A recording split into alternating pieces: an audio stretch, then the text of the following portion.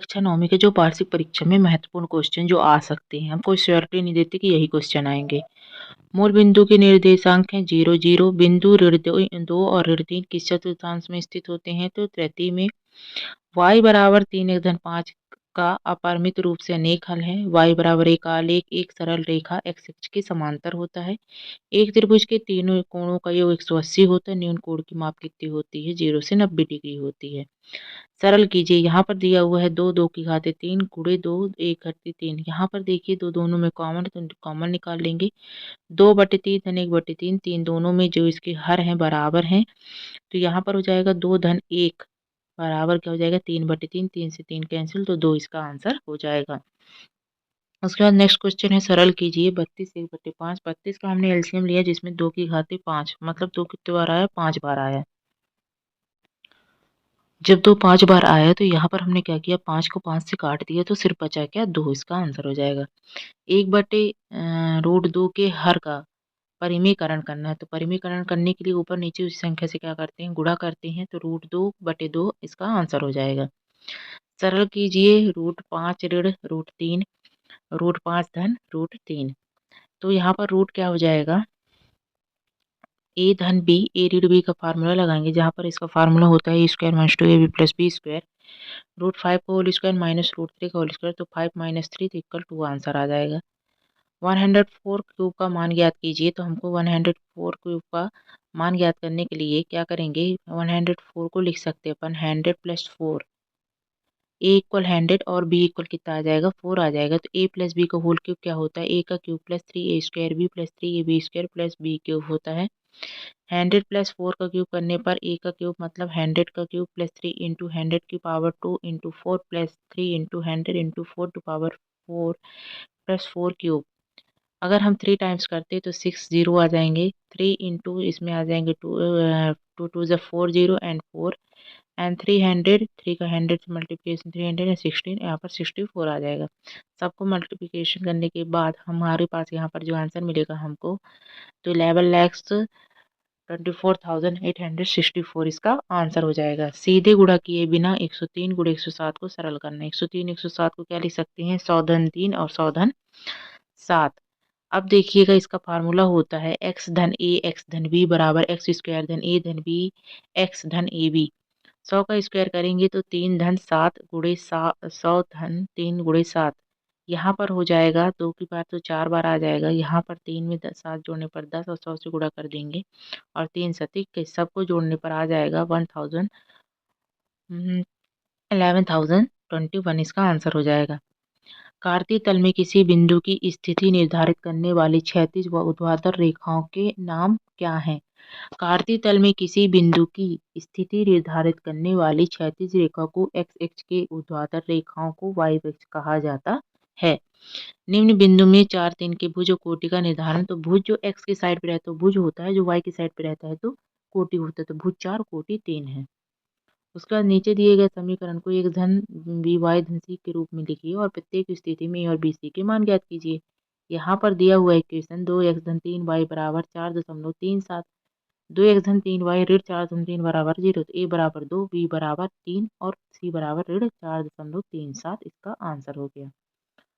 समांतर चतुर्भुज के बारे में अब अपन को लिखना है, तो यहाँ पर लिखा हुआ है समांतर चतुर्भुज को परिभाषित कीजिए तथा इसके क्षेत्रफल को ज्ञात करने के लिए सूत्र भी स्थापित कीजिए। आगे चलते हैं, इसका क्या होता है। समांतर चतुर्भुज की परिभाषा क्या है कि किसी चतुर्भुज की सम्मुख भुजाएं समांतर एवं बराबर हों तो वो उसे क्या कहते हैं? समांतर चतुर्भुज कहते हैं। और इसका सूत्र होता है आधार गुणे ऊंचाई। यहाँ पर आकृति में बताया गया है कि ABCD क्या है? एक समांतर चतुर्भुज है और EFCD एक क्या है? एक आयत है। अब ध्यान से देखिए, बोला है कि समांतर चतुर्भुज कौन है? A, ठीक है, उसके बाद B, ठीक है, और C और D, ठीक है, और उसके बाद आयत क्या है? EFCD है। तो हमको एरिया ABCD का और एरिया EFCD का निकालना है। दिया है कि ABCD एक समांतर चतुर्भुज है और EFCD एक आयत है। एरिया ABCD बराबर एरिया EFCD के, बस ये सिद्ध हुआ। 7 सेंटीमीटर त्रिज्या वाले गोले का पृष्ठीय क्षेत्रफल ज्ञात कीजिए। तो दिया है गोले का संपूर्ण पृष्ठीय क्षेत्रफल बराबर होता है 4 पाई r²। 4 गुणे पाई का मान होता है 22/7 और 7 का यहाँ पर क्या हो जाएगा? ये वर्ग हो जाएगा। 7 को 2 बार लिख लेंगे, ठीक है। 7 से 7 को कैंसिल कर देंगे, ठीक। 22 का 4 से गुणा करने पर हमको 88 मिलेगा और यहाँ पर सिर्फ 7 रहेगा। 88 को 7 से गुणा करने पर हमको हमारा जो नीड वाला आंसर है वो मिल जाएगा, ठीक है। एक क्रिकेट मैच में एक महिला बल्लेबाज खेली गई 30 गेंदों में 6 बार क्या मारती है? चौका मारती है। तो चौका न मारे जाने की प्रायिकता ज्ञात करना है। तो खेली गई कुल गेंदें कितनी हो गई हमारे पास में? खेली गई कुल गेंदें हमारे पास में है 30, ठीक है। तो चौके मारे कितने उन्होंने? 6 गेंदों में मारे, तो 30 में 6 घटाए 24। तो अनुकूल जो बना, लिखेंगे प्रायिकता बराबर अनुकूल घटनाओं की संख्या बराबर कुल घटनाएं। तो हमारा 24/30 आ जाएगा। दोनों किससे कट जाएंगे? दोनों अपन काटते हैं 6 से, तो 6 पंचे 30, 6 चौको 24। अब 5 में और भाग देंगे अपन लोग, इसका 4 से देखिए कैसे भाग जाएगा। यहाँ पर आपने 4 लिखा, 5 पहले तो जाएगा ही नहीं, तो यहाँ पर पॉइंट लग जाएगा, ये हो जाएगा 40। तो 59 40, तो यहाँ पर आ जाएगा कितना? 0.8। त्रिभुज ए बी सी में एक समकोण त्रिभुज है जिसमें कोण ए बराबर 90 और ए बी और ए सी आपस में बराबर हैं। तो कोण बी और कोण सी के मान ज्ञात करने हैं। जहां पर कोण बी किसके बराबर है? कोण सी के। यहाँ पर बोला गया कि कोण ए क्या है? 90 डिग्री का, तो हमने बना दिया 90 डिग्री, ठीक है। उसके बाद कोण बी और कोण सी के आपस में एक दूसरे के यहाँ से बराबर है, ठीक है। तो अब अपन क्या करेंगे कि त्रिभुज ए बी सी एक समकोण त्रिभुज है जिसमें कोण ए बराबर 90 और ए बी बराबर ए सी दिया हमको। तब प्रश्नानुसार क्या करेंगे कि कोण सी कोण बी के बराबर है, क्योंकि समान भुजाओं के समकोण बराबर होते हैं। समीकरण 1 हो गया। तो त्रिभुज ए बी सी में त्रिभुज के तीनों कोणों का एक 180 अंश होता है। तो कोण ए कितना है? 90 है। कोण बी कितना है? ज्ञात करना है। अब यहाँ पर देखिए कोण बी बराबर है कोण सी के, तो जहाँ पर कोण सी दिया है वहां पर हम लिख देंगे कोण बी, ठीक है। नेक्स्ट में क्या होगा कि ये 90 डिग्री रहा आएगा अपन के पास में, और कोण बी बन के तो दो कोण बी हो जाएगा बराबर 180 हो जाएगा। दो कोण बी को यहीं रखेंगे और ये 90 यहाँ पर का किसका है? प्लस का, तो यहाँ जाएगा तो किस हो जाएगा? माइनस का।